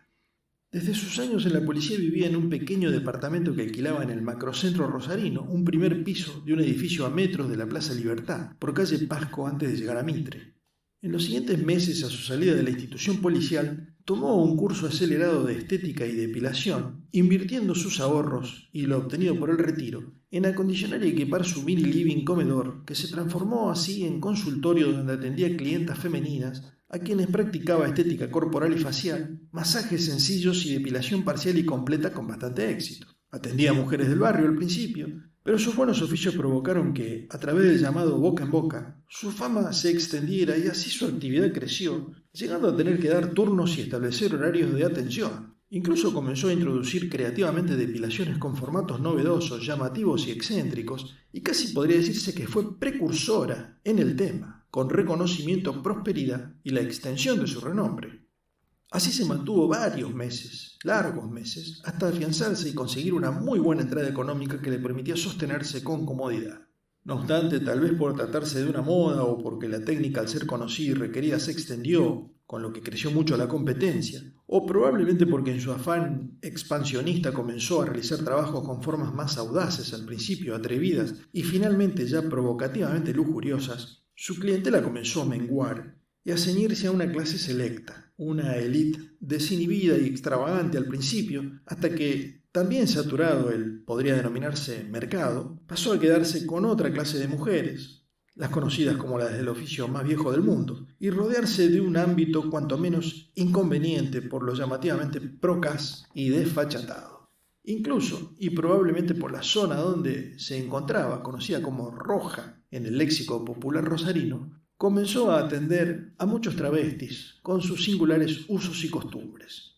Y ya con la experiencia que iba adquiriendo decidió ampliar su clientela, aprovechando las tendencias progresistamente desinhibidas en lo que se conoció como metrosexualidad, comenzando a recibir a público masculino. A esa altura de las cosas, a Mabel, con sus reconocidas apetencias físicas y osadas actitudes en el aspecto sexual, le fue muy difícil contenerse, y sus prácticas fueron elevando su nivel de procasía y lujuria, y hecho vox populi, transformando su consultorio en un antro donde los hombres iban a buscar sus renombrados masajes con final feliz. Los travestis exhibían sin pudor sus exuberantes y estrafalarias formas, a la vez que continuaba el desfile de meretrices y prostitutas de cada vez más bajo nivel. La consecuencia inmediata fue una situación caótica dentro del departamento. Algarabía, música fuerte, solía haber fiestas desenfrenadas y por las características de los trabajos allí realizados, ruidos propios derivados de actos sexuales, gemidos, gritos, jadeos, traqueteos de la cama de Mabel y hasta de la camilla donde se efectuaban tales prácticas, y en las escaleras, en el palier y hasta en la acera, un desfile de personajes excéntricos, algo grotescos y llamativamente procaces, que no reprimían griteríos ni expresiones soeces en voz alta sin ningún tipo de cuidado, respeto ni pudor. Se les llegaron a presentar problemas de índole fisiológico y de higiene, Piojos, liendres, ladillas y otros especímenes, incluso coleópteros desagradables y hasta peligrosos para su propia salud. La situación estaba desmadrada y, como era de esperar, fue denunciada por los vecinos, no solo del edificio, sino de toda la cuadra. Dado el cariz que estaban tomando los acontecimientos, a decir del vecindario, un verdadero quilombo. Se presentaron 25 denuncias en la seccional correspondiente y varias en el juzgado de familia. Mabel fue finalmente detenida por acciones reñidas con la moral, ejercicio de la prostitución y ruidos molestos. Gracias a su pasado uniformado y sus contactos en la fuerza, zafó de males mayores por la intervención del comisario de la seccional segunda de la calle Paraguay y San Juan, a quien conocía de sus años de servicio y a quien le pagó el favor con especies, si se entiende el término indirecto para no incurrir en el mal gusto. Y fue liberada con el compromiso de dejar tales prácticas y comportarse debidamente, promesa que también efectuó al consorcio del edificio, que al cabo aceptó su permanencia, aun a pesar de la insistencia de varios vecinos que promovían su expulsión. El dueño del departamento accedió también a continuar con el contrato de alquiler vigente e incluso sin demasiados inconvenientes para la renovación, dada la actitud sumisa y responsable de Mabel, además de una póstuma sesión de masajes con el consabido final que era su especialidad y que dejó ampliamente satisfecho y conforme al propietario.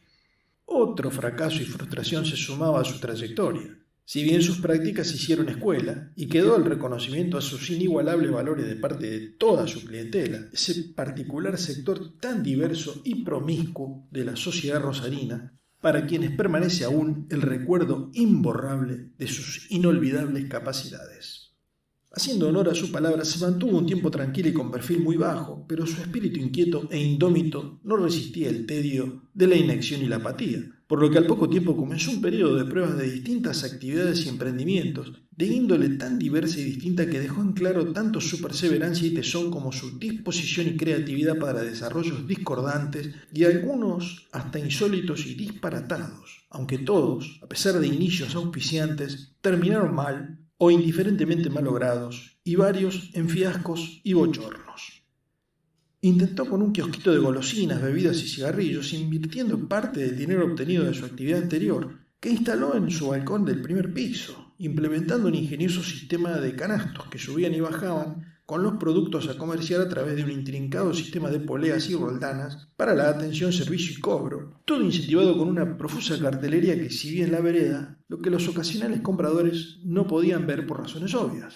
Su familia y amigos, que habían vuelto a frecuentarla tras su malogrado paso por su descocado emprendimiento anterior, le hicieron notar y advirtieron de lo extraño, ingenuo y hasta dislocada de su nueva idea, pero ella siguió adelante argumentando que la novedad y lo ocurrente del sistema captarían la atención del público. Y si bien hubo cierta respuesta inicial favorable, dado lo desconcertante, inaudito y sorprendente más que conveniente del proceso, terminó sucumbiendo por su lógica y pronosticada inviabilidad práctica. Se producían desaguisados y confusiones a la hora de elegir y entregar la mercadería, inconvenientes al momento de abonar y sucesivos hurtos, que eran cada vez más frecuentes y continuos, al comprobar la ingenuidad del sistema que se basaba primordialmente en la honestidad de los consumidores. El emprendimiento terminó por desbaratarse totalmente tras una noche en que le robaron las poleas, los cables de acero, las roldanas, los canastos, toda la mercadería que había quedado depositada en el balcón, 2 cactus y un malbón. Otro intento fallido que la afectó más anímica que económicamente, ya que los productos que se salvaron los pudo reubicar en otros locales de la zona, no perdiendo tanto en el triste proceso. No obstante, no decayó su ánimo, aunque decidió tomarse un respiro en el área comercial, buscando una actividad más filantrópica, no sujeta a vaivenes, avatares y riesgos, no solo financieros, sino de relación social, pasando bastante tiempo sin actividad oficial o legal alguna. Una vez que dio de baja el monotributo, que oportunamente había gestionado para sus actividades comerciales, incluso aquellas de tono sexual, había aportado en la caja de autónomos, rubro trabajadora de la estética corporal y afines, le alcanzaba para sostenerse con la pensión obtenida por su paso en la policía, algo magra, es cierto, pero que complementaba con la pensión de sus padres, que habían fallecido prácticamente uno detrás del otro, y que sus hermanos, más acomodados económicamente, no dudaron en cederle, y haciéndola figurar como desempleada, y un certificado trucho que la asignaba como que había estado a cargo de los desaparecidos progenitores en su última etapa tras sus fracasos comerciales. Su hermano menor Tito, recibido de arquitecto, se había asociado con un ex compañero de la universidad, Alberto Pados, y tenían un estudio de arquitectura y construcción, Sola, Pados, Asociados. Y les iba muy bien. Su hermana mayor, Lucía Sola, se había casado con el dueño de una cadena de zapaterías, Héctor Marinelli, y gracias a su emporio, El Tropezón, gozaban de muy buen pasar.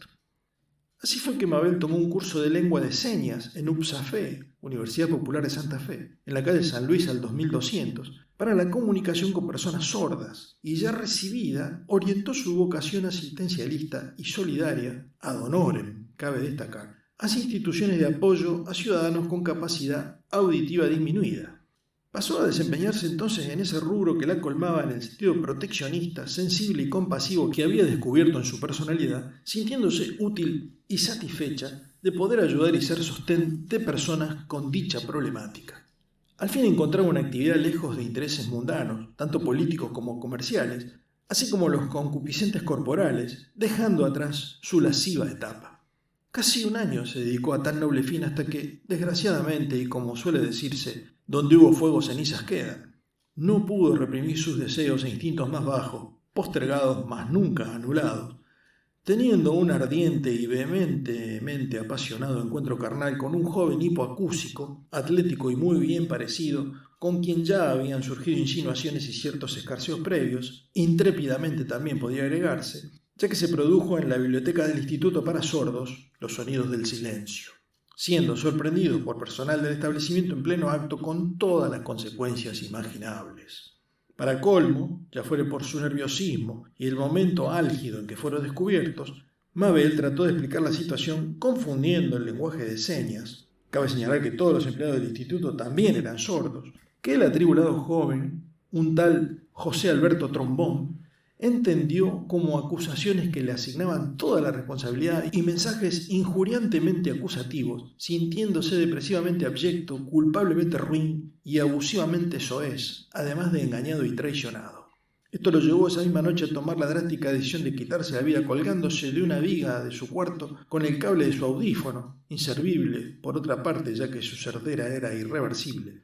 Se encontró además sobre su mesa de luz un revólver calibre 22 con todas sus balas y que el personal de investigaciones de la policía entendió que no había utilizado ya que al carecer del sentido del oído no hubiese podido comprobar fehacientemente la ejecutividad del disparo, por lo que habría recurrido al otro método citado.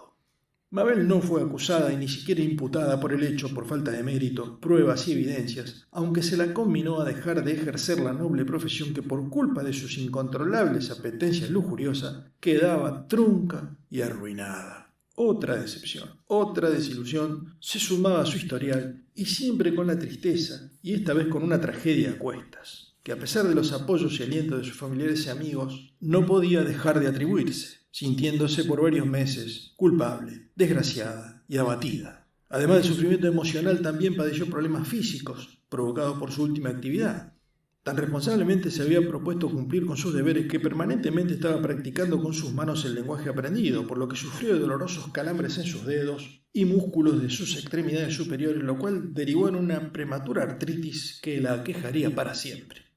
En su reclusión, decidió como pasatiempo fabricar billutería, elementos de adorno, sobre todo femeninos como pulseras, collares, anillos y otros accesorios inherentes al exhibicionismo, para lo cual invirtió en algunas herramientas apropiadas y sobre todo en materia prima, aunque cabe acotar de escaso valor dada la baja calidad de los productos. No obstante, y considerando la buena recepción que dichos elementos comenzaron a tener entre sus amigas, parientes y vecinas que no dejaban de visitarla, se animó a darle un cariz comercial a sus obras, comenzando a ofrecerlas en negocios afines.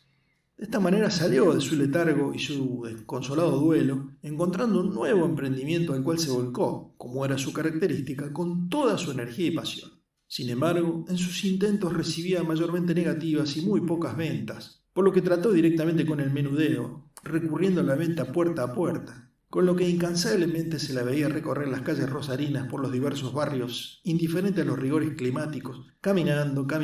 y caminando, lamentablemente también con muy poco éxito. Hizo un último intento en un puesto precario en el mercado de pulgas que se desplegaba a los fines de semana frente al Monumento a la Bandera, donde solo logró vender una pulsera y 2 collares, tras 3 meses agobiantes en el tórrido y húmedo verano rosarino. Finalmente, tras la opinión cruda y desaprensiva de un cliente que calificó sus obras como truchas y pedorras, decidió abandonar. Otro malogrado proyecto se agregaba así a su ya larga lista. Sin amedrentarse, pero otra vez prefiriendo la intimidad de su hogar, pasó a probar con la elaboración casera de tortas, pastas frolas, churros, tartas, empanadas, pastelitos y otras dulces exquisiteces que comenzó a vender en el edificio primero y en el barrio después, con muy buena aceptación y acogida, que la animaron a extender su zona varias cuadras a la redonda y luego prácticamente a todo el macrocentro rosarino, llegando a sentarse reconocidamente en la esquina de Sarmiento y Avenida Pellegrini, en el playón de una estación de servicios, con un canasto de mimbre grande y bien decorado con un mantel a cuadros rojo y blanco. Obviamente se mantenía en movimiento para no ser interceptada por personal de bromatología municipal u otros organismos de contralor oficiales, ya que no contaba con los permisos correspondientes, y gracias a su pasado policial, los agentes de patrulla no la molestaban demasiado y hacían la vista gorda cuando la veían comercializar sus productos. Incluso a muchos de ellos les regalaba sus delicias, no como coima, pero sí en agradecimiento a sus deferencias.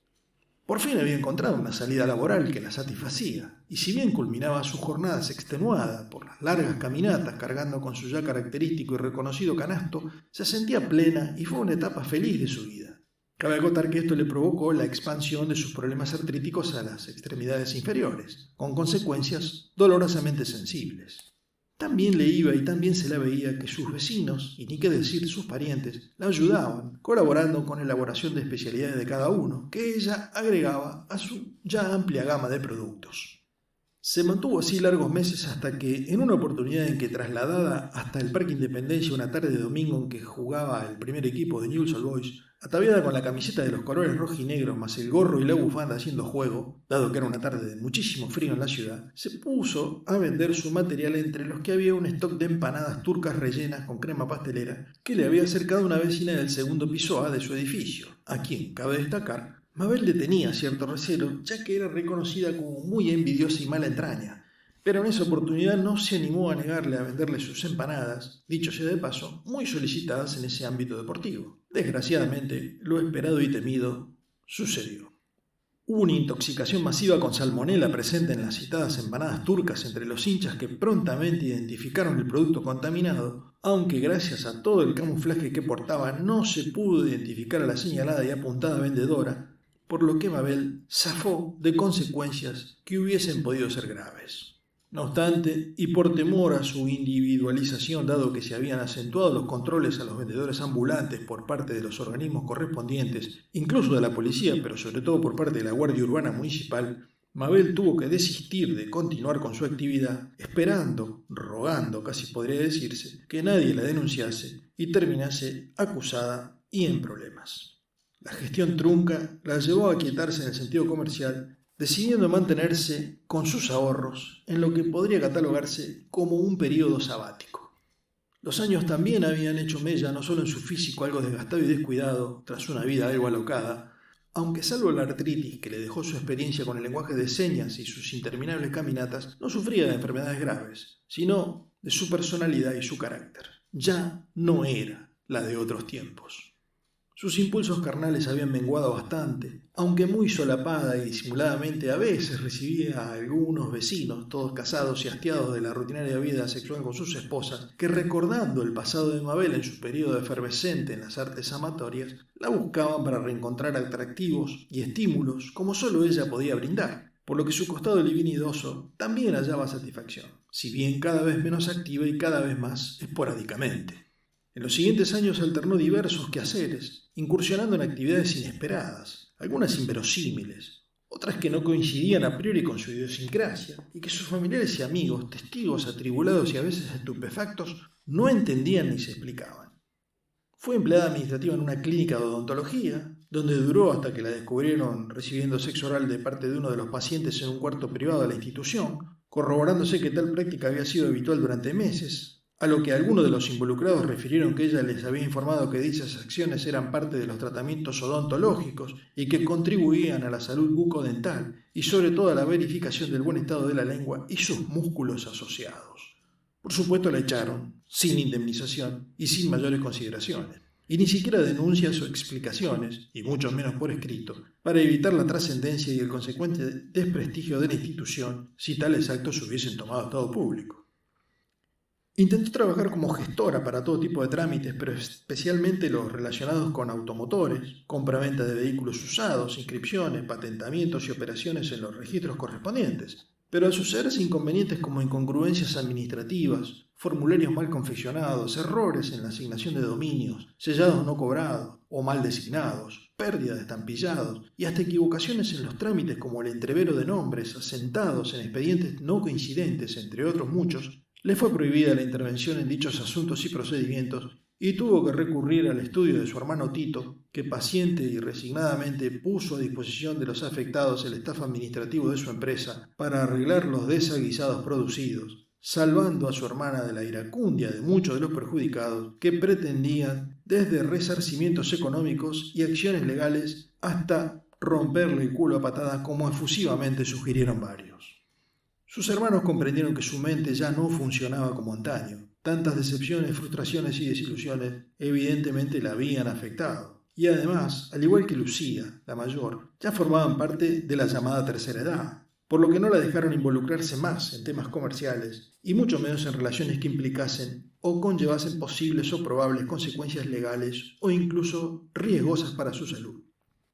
Para mantenerse entretenida comenzó a frecuentar, con la recelosa autorización de Tito, el centro de jubilados llamado Viejos son los trapos, aportando allí todo su histrionismo, simpatía y alegría, que en ocasiones debían refrenar, pues a decir de los propios asistentes, por ahí se zarpa la rubia, asistiendo y divirtiendo a todos los demás ancianos en diversas y ocurrentes actividades.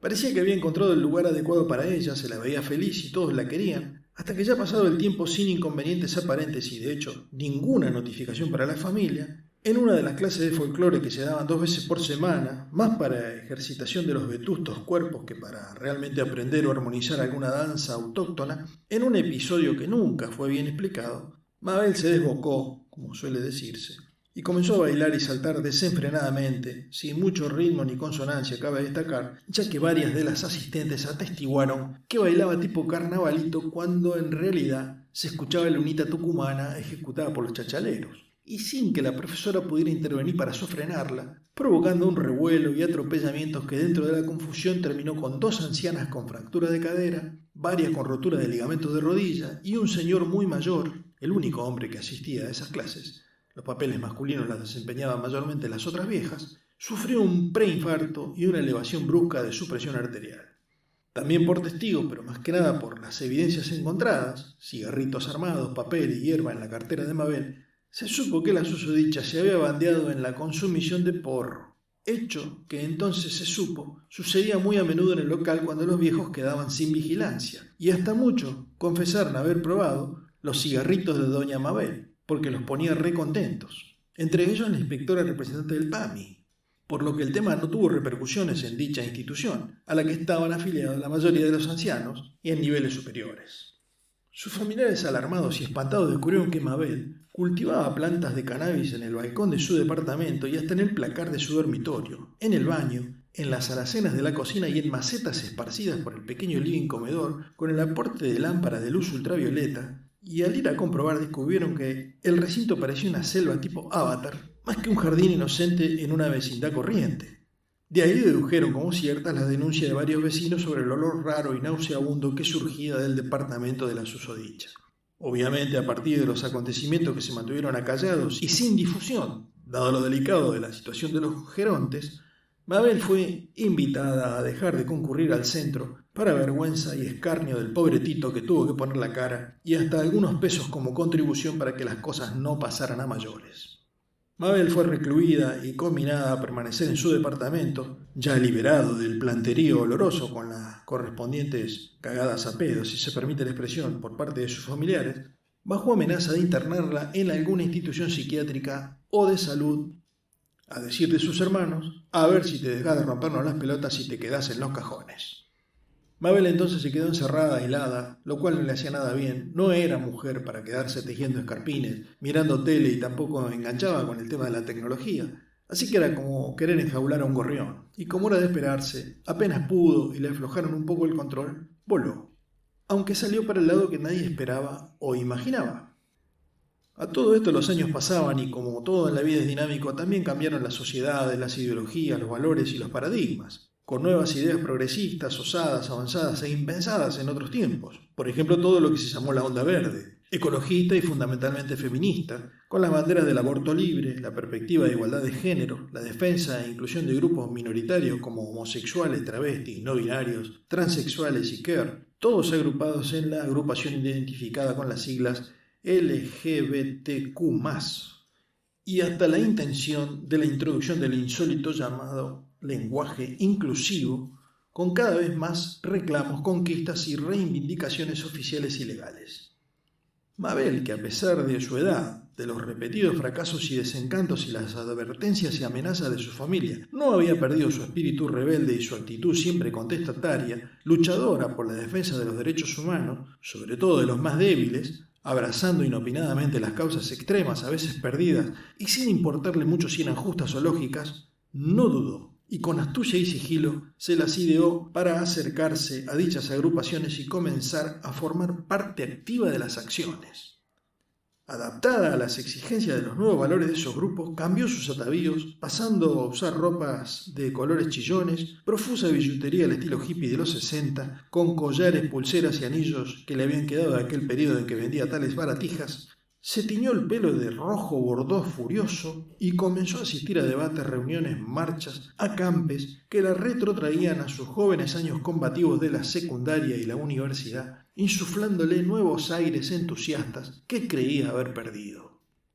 Con la resignación de su familia, a quienes les resultaba difícil y hasta incómodo tener que controlar a una mujer grande, de a poco se fue metiendo cada vez más y llegó a ser una de las líderes del movimiento en Rosario. Su participación tuvo su punto culminante a fines del 2014 en la manifestación por las calles del centro rosarino para bregar y presionar por la aprobación de la ley del aborto, la cual apoyaba obviamente a pesar de ser estéril y nunca madre. Tal vez esa ignorancia de la incomparable experiencia había sido la causa básica de ese apoyo, que culminó en acciones osadas, agresivas e insolentemente violentas, incluso luego catalogadas como sacrílegas, profanas y blasfemas, cuando pintarrajearon, entre otras muchas del barrio, las paredes de la catedral, con mensajes y grafitis como Iglesia asesina, aborto libre, fuego a la Iglesia del Estado y al FMI, y viva Perón y el Che, entre otros. Estando las principales cabecillas y activistas, Mabel por supuesto, con los senos al aire, consignas escritas en esos pechos blancuzcos con fibrón rojo y negro, tapadas sus caras con pañuelos verdes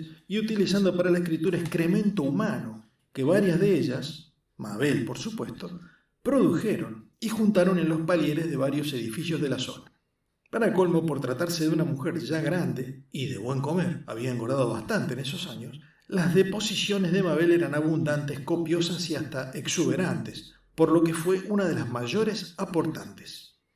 Obviamente todo el grupo agresor cayó detenido, pasando toda la noche y hasta el mediodía del día siguiente en una celda de estrechas dimensiones en la seccional de calle Juan Manuel de Rosas y 9 de Julio, enchastradas sus manos, cuerpos y cabellos con sus propias heces, ya que no las dejaron higienizarse como escarmiento por tales deleznables y condenadas escatológicas acciones. Fue una noche de mierda, declararía después Mabel, que ni siquiera por su avanzada edad, que sobrepasaba por mucho la de sus compañeras de infortunio, fue perdonada o excluida, quedando imputada por daños a la propiedad, desorden público, agitación, atentar contra elementos sagrados y prácticas asquerosas. De todas maneras, y tras un prolongado proceso, Mabel fue condenada con una probation, debiendo colaborar durante 6 meses con el comedor barrial Los Pibes Polenta, del barrio La Tablada. Lo extremista y condenable de las acciones de aquella nefasta tarde-noche en la citada marcha y que generó el repudio generalizado de la sociedad, opacaron el protagonismo de Mabel en el movimiento, sus luchas, principios y denodados esfuerzos, siendo discreta y disimuladamente separada y apartada de las filas activas del movimiento feminista, con lo que todo su fervoroso, aunque exagerado aporte, quedó sin el debido reconocimiento. Otro relegamiento, otra ingratitud, otra postergación y hasta el olvido terminaron por derrumbarla definitivamente. Cayó en un estado profundo de tristeza, desánimo, abatimiento y melancolía que la llevaron a una honda depresión y consecuentemente a su dejadez, postración y aislamiento. La pesadumbre y aflicción se fueron apoderando de su otrora espíritu libre, alegre y combativo, y así su vida se fue apagando lenta, pero inexorablemente. Sus familiares, para colmo en esa etapa había fallecido Lucía, su hermana mayor, que no habían conseguido sacarla de esa situación de amargura y pena, la encontraron meses después y tras varios días sin tener noticias de ella ni respuesta de su celular, muerta en su cama, con la única compañía de un televisor prendido y sintonizado en Crónica TV. Se cerró así la historia de la vida de una mujer que no debería dudarse en catalogar como extraordinaria, que encaró numerosos proyectos y emprendimientos, que gestó empresas y operativos, que se trazó objetivos uno tras otro, que se planteó metas y que ideó sueños, y aunque nunca pudo concretar nada, nunca se dio por vencida, ni aún vencida, como si las palabras del gran almafuerte hubiesen sido escritas para ella. Quedarán para el registro y la historia su inquebrantable voluntad, su perseverancia, su tenacidad y temple frente a las adversidades, así como también debe señalarse sus errores y malas decisiones. Fue el arquetipo del intento perenne y el empeño de persistencia del ser humano ante la contrariedad cruel y constante. La sepultaron en el cementerio La Piedad, sobre la avenida Provincias Unidas, donde sus padres, previsores, habían adquirido mucho tiempo antes un solar de 5 parcelas. Por pedido expreso de ellos, al fallecer habían ocupado 2 de las 3 traseras para dejarlas de adelante para sus hijos, aunque la prematura muerte de Lucía la había posicionado en la primera del lado del pasillo en el sector M y bien a la vista, por lo que Mabel volvió a quedar desplazada a la segunda ubicación, paradójicamente y para toda la eternidad, ocupando el lugar del medio, y como gesto irónico y póstumo del destino, o tal vez la simple casualidad, justo detrás de donde había crecido un frondoso roble que con su enorme tronco tapaba la tumba casi por completo. Y en un hecho misterioso, que no pudo ser esclarecido ni explicado, en el mármol de su lápida, como pudo comprobar Tito, el único que quedaba de la familia al ir a visitarlos tiempos después, se había producido una especie de rajadura que hizo saltar un trocito de la piedra justo sobre la I de su segundo nombre, que pronto tomó un tinte oscuro, asemejando indudablemente una tilde, por lo que, como un mensaje eternamente recordatorio de lo que había sido su vida, bajo la fecha de su deceso, quedó registrada sentenciosamente la leyenda: en paz, Mabel moría sola.